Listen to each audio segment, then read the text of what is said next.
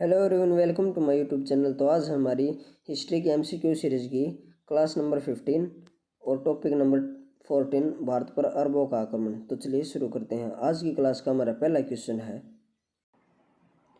भारत पर पहला मुस्लिम आक्रमण कब हुआ था? 636 ईस्वी पूर्व, 712 ईस्वी में, 1000 ईस्वी में या 1025 ईस्वी में? तो इस क्वेश्चन का right answer option number B, Bharat पर पहला मुस्लिम आक्रमण 712 ईस्वी में हुआ था और यह आक्रमण मोहम्मद बिन कासिम के द्वारा किया गया था। मोहम्मद बिन कासिम के द्वारा, जो कि ईरान के गवर्नर अल हज्जाज का सेनापति था। ईरान के गवर्नर अल हज्जाज का सेनापति व दामाद था। अगला क्वेश्चन है, 712 ईस्वी में सिंध पर आक्रमण करने वाले अरब सेनापति का नाम क्या था?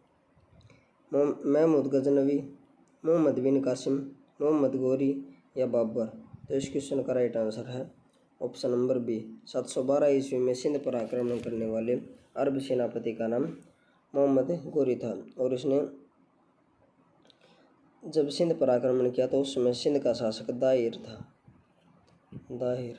और रावण का युद्ध जो कि 20 जून 712 ईस्वी में दाहिर व मोहम्मद बिन कासिम के बीच हुआ और इसमें दाहिर पराजित हुआ और मोहम्मद बिन कासिम की जीत हुई।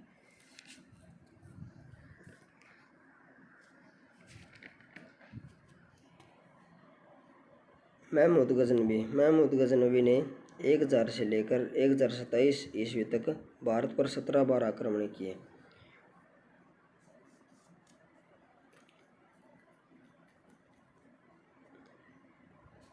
और महमूद गजनवी भारत पर आक्रमण करने वाला तुर्क शासक था।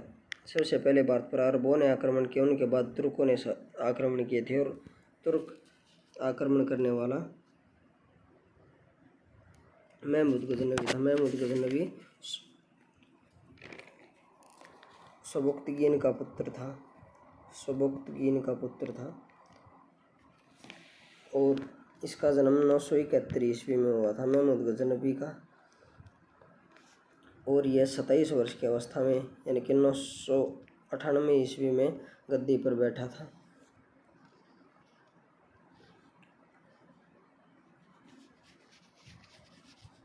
और मोहम्मद गोरी को भारत में मुस्लिम साम्राज्य का संस्थापक माना जाता है।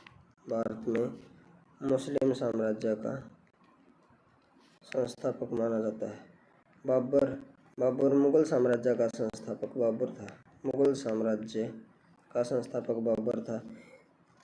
पानीपत के पहले युद्ध में इसने इब्राहिम लोदी को हराकर, जो युद्ध 21 अप्रैल 1526 ईस्वी में हुआ था, उसमें इसने इब्राहिम लोदी को हराकर और मुगल वंश की स्थापना की थी। अगला क्वेश्चन है, सिंध पर आक्रमण करने के समय वहाँ का शासक कौन था? जयपाल, दाहिर, पृथ्वीराज चौहान या महमूद गजनवी? तो इस क्वेश्चन का राइट आंसर है ऑप्शन नंबर बी, अरबों के सिंध पर आक्रमण करने के समय वहाँ का शासक दाहिर था।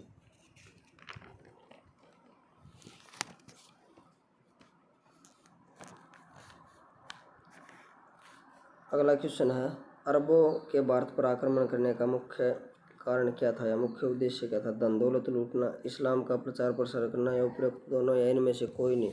तो इस क्वेश्चन का right answer option number C, Bharat पर अरबों के आक्रमण करने के मुख्य कारण धन दौलत लूटना और इस्लाम का प्रचार प्रसार करना था। अगला क्वेश्चन है, भारत पर अरब आक्रमण के समय कौन सा बंदरगाह महत्वपूर्ण था? भरूच, देवल, कैम्बे या सोपारा? तो इस क्वेश्चन का राइट आंसर है ऑप्शन नंबर बी, भारत पर अरब आक्रमण के समय देवल बंदरगाह बहुत महत्वपूर्ण था। अब इस टॉपिक का एक रिवीजन देख लेते हैं। भारत पर अरबों ने मोहम्मद बिन कासिम के नेतृत्व में 712 ईस्वी में आक्रमण किया और मोहम्मद बिन कासिम ईरान के गवर्नर अल हज्जाज का सेनापति था। अल हज्जाज का सेनापति व दामाद था। और इसने सबसे पहले सिंध पर आक्रमण किया था और उस समय सिंध का शासक दाहिर था मोहम्मद बिन कासिम के आक्रमण के समय। और मोहम्मद बिन कासिम व दाहिर के बीच रावड़ का युद्ध हुआ था। रावड़ का युद्ध जिसमें दाहिर की पराजय हुई और मोहम्मद बिन कासिम की जीत हुई थी। उसके बाद 713 ईस्वी में मोहम्मद बिन कासिम ने मुल्तान को जीता, मुल्तान को लूटकर वहाँ से बहुत सारा धन प्राप्त किया। और भारत पर होने वाले अरब आक्रमण की जानकारी, भारत पर होने वाले अरब आक्रमण की जानकारी हमें चचनामा नामक ग्रंथ से मिलती है। चचनामा नामक ग्रंथ जो कि अरबी भाषा का ग्रंथ है, अरबी भाषा का एक ग्रंथ है।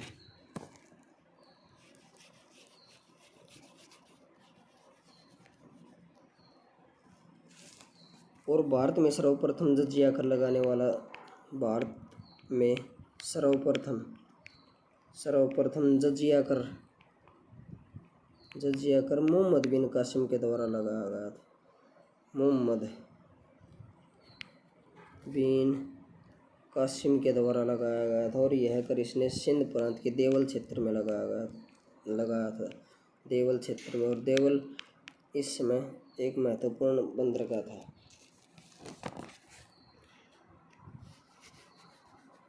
और मोहम्मद बिन कासिम के द्वारा सिंध क्षेत्र में दिनार नामक स्वर्ण मुद्राओं का प्रचलन किया गया। और मोहम्मद बिन कासिम ने विष्णु शर्मा द्वारा लिखित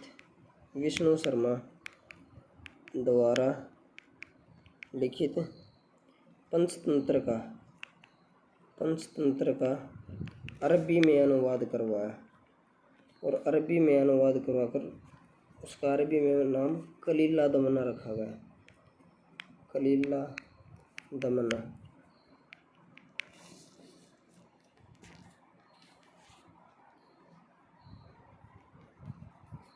और चचनामा के अनुसार 715 ईस्वी में बगदाद के खलीफा सुलेमान के आदेश पर मोहम्मद बिन कासिम की हत्या कर दी गई थी। और इसी के साथ ही टॉपिक खत्म होता है। अगर आपको वीडियो अच्छी लगी तो वीडियो को लाइक एंड शेयर करें, चैनल को सब्सक्राइब